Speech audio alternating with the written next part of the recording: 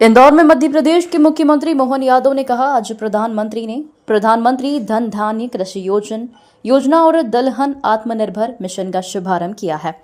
इसमें प्रधानमंत्री ने मध्य प्रदेश के लिए इंदौर में 30 लाख टन क्षमता वाले दुग्ध चूर्ण संयंत्र का वर्चुअली उद्घाटन किया है। पहले कांग्रेस के शासनकाल में 10 साल में खाद्यान्न पर केवल 5 लाख करोड़ रुपए की सब्सिडी दी जाती थी और प्रधानमंत्री के कार्यकाल में 13 लाख करोड़ रुपए की सब्सिडी दी गई। सभी प्रकार के दलहन, तिलहन, शहद, दुग्ध उत्पादन, मत्स्य पालन से किसानों की आय कैसे बढ़े, इस पर ध्यान दिया गया है। आज यशस्वी प्रधानमंत्री द्वारा पूरे देश को, किसानों को खासकर 2 बड़ी योजनाओं से लाभान्वित करने की घोषणा की है, जिसका नाम है प्रधानमंत्री धन धान्य कृषि योजना, दलहन आत्मनिर्भर मिशन। ये 2 बड़े काम माननीय प्रधानमंत्री जी ने आज देश के लिए अनाउंस हुए। इस अवसर पर 10,000 एफपीओ के 50 लाख किसानों की सदस्यता,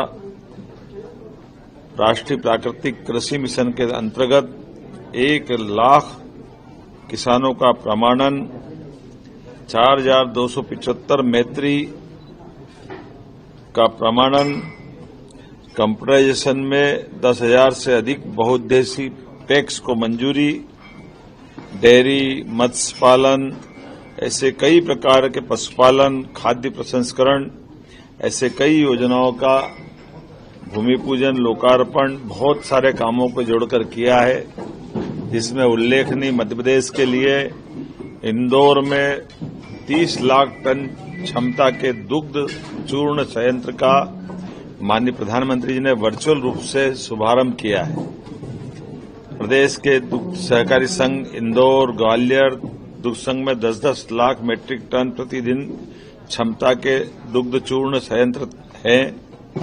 इन संयंत्रों को स्थापित तो 1982 में किया था, लेकिन इनमें लगभग 40 साल का समय निकल गया। आज के लिए इसका और बढ़ाने की जरूरत थी।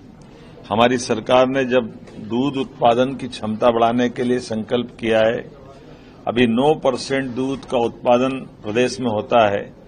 धीरे धीरे करके हम अपनी सरकार 5 साल में इसको 20% तक ले जाएगी, अर्थात देश के अंदर सबसे ज्यादा दूध उत्पादन कहीं रहेगा तो मध्य प्रदेश सरकार के माध्यम से हमारे किसान भाई बहन करेंगे। ऐसे में उनकी दूध की कीमत का सही दाम मिले, दुग्ध का सही प्रकार से प्रोसेसिंग हो जाए और उस आधार पर दुग्ध संघ के माध्यम से किसानों को दाम है, बाद में बोनस और अमूल की तरह किसानों की घर के अंदर दूध से भी समृद्धि आए।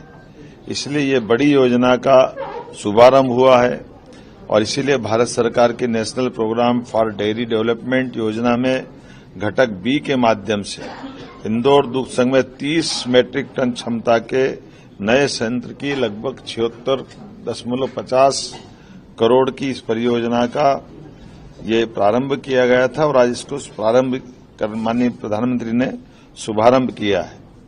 मैं मान के चलता हूं, लगातार प्रधानमंत्री जी इस बात के लिए प्रेरित कर रहे हैं और उन्होंने अपने भाषण के माध्यम से बताया है कि माननीय प्रधानमंत्री के 10 साल के शासनकाल में खाद पे सब्सिडी, जैसे बताया प्रधानमंत्री जी ने कि कांग्रेस शासनकाल में 10 साल में केवल 5 लाख करोड़ की सब्सिडी खाद पे कांग्रेस के समय दी गई थी और माननीय प्रधानमंत्री जी के टेन्योर में 13 लाख करोड़ की सब्सिडी दी गई।